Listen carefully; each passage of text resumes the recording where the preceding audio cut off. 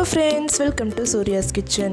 இன்னைக்கு நம்ம Surya's Kitchenல ராஜ்மா கறி எப்படி செய்யறதுன்னு பார்க்கலாம். ராஜ்மா கறி செய்யறதுக்கு ஃபர்ஸ்ட் ஒரு பவுல்ல ராஜ்மாவை 12 மணி நேரம் ஊற வச்சு எடுத்துக்கோங்க.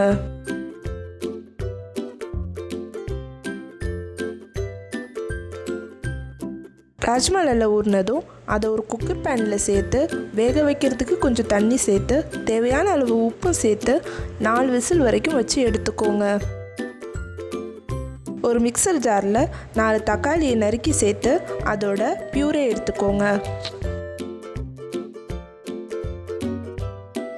இப்போ ஒரு கடாயில் ஒரு டேபிள் ஸ்பூன் வெண்ணெய் எடுத்துக்கோங்க.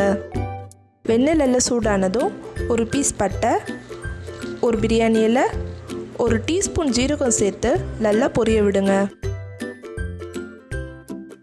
எல்லாம் பொரிஞ்சதும் ஒரு டீஸ்பூன் இடித்த இஞ்சி பூண்டும் ஒரு டீஸ்பூன் இடித்த மிளகாயும் சேர்த்து நல்லா பச்சை வாசம் போகிற வரைக்கும் வதக்குங்க. இப்போ அதில் ஒரு நறுக்கிய வெங்காயம் சேர்த்து அது பொன்னிறம் மாறுற வரைக்கும் வதக்குங்க. வெங்காயம் வதக்குனதும் 1/2 டீஸ்பூன் மஞ்சள் பொடி, 2 டீஸ்பூன் மிளகாய் பொடி, 1 டீஸ்பூன் கொத்தமல்லி பொடி, 1 டீஸ்பூன் ஜீரக பொடி, 1 டீஸ்பூன் கரம் மசாலா சேர்த்து நல்லா வதக்கிக்கோங்க.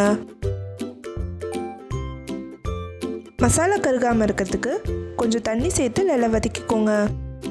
மசாலாவோட பச்சை வாசம் போனதும் நம்ம எடுத்து வச்சிருக்கிற டொமேட்டோ பியூரையை சேர்த்து நல்லா மிக்ஸ் பண்ணிக்கோங்க. எல்லாம் ஒன்று சேர்ந்ததும் இப்போ நம்ம வேக வச்சிருக்கிற ராஜ்மாவை தண்ணியோடு சேர்த்து நல்லா மிக்ஸ் பண்ணிக்கோங்க. ராஜ்மாவில் ஏற்கனவே உப்பு சேர்த்து வேக வச்சதால டேஸ்ட் பார்த்து உப்பு சேர்த்துக்கோங்க. எல்லாம் நல்லா கொதிச்சு வந்ததும் கொத்தமல்லி சேர்த்து ஸ்டவ் ஆஃப் பண்ணிடுங்க. எப்போவும் யூஸ்வலான குருமா சாப்பிட்டு என்னம்மா இதுன்னு கேட்குறவங்களுக்கு இந்த ராஜ்மா கறி டிஃப்ரெண்ட்டாக இருக்கும். இந்த வீடியோ உங்களுக்கு பிடிச்சிருந்தா மறக்காமல் நாட் ஸோ பர்ஃபெக்ட் வேர்ல்டுக்கு சப்ஸ்கிரைப் பண்ணுங்கள். அறுசுவையில் இது தனி சுவை.